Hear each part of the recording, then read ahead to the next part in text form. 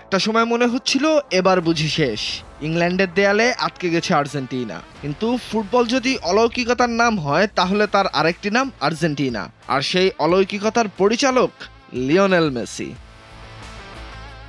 আটলান্টার সেমিফাইনালে শুরু থেকেই ছিল উত্তেজনা। ইংল্যান্ড শক্ত রক্ষণে আর্জেন্টিনার আক্রমণ বারবার ঠেকিয়ে দেয়। প্রথমার্ধে মেসিকে ঘিরে রাখে একাধিক ডিফেন্ডার, ফলে স্বাভাবিক ছন্দে খেলতে পারেনি বর্তমান চ্যাম্পিয়নরা। দ্বিতীয়ার্ধে 55 মিনিটে হ্যারি কেইনের পাস থেকে অ্যান্থনি গর্ডন গোল করে ইংল্যান্ডকে 1-0 ব্যবধানে এগিয়ে দেন। তখন মনে হচ্ছিল 1966 এর পর প্রথম বিশ্বকাপ ফাইনালের স্বপ্ন বুঝি সত্যি হতে যাচ্ছে। কিন্তু এরপরই বদলে যায় ম্যাচের গল্প।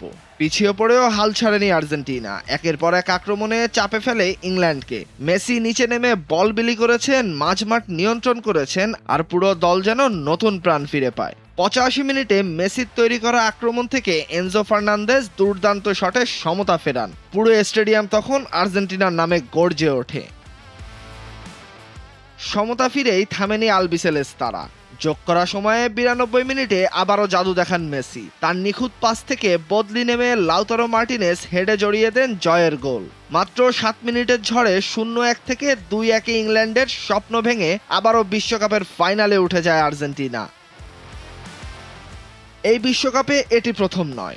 মিশর, সুইজারল্যান্ড একাধিক নকআউট ম্যাচে পিছিয়ে পড়ে ঘুরে দাঁড়িয়েছে স্কালোনির দল। যত সময় গড়ায় ততই যেন আরো ভয়ঙ্কর হয়ে ওঠে তারা। আরেকবার প্রমাণ হলো এই দলকে শেষ বাঁশি বাজার আগে কখনোই হারিয়ে দেওয়া যায় না। এখন সামনে স্পেন, একদিকে তরুণদের দুর্দান্ত ফুটবল, অন্যদিকে মেসির শেষ বিশ্বকাপের স্বপ্ন।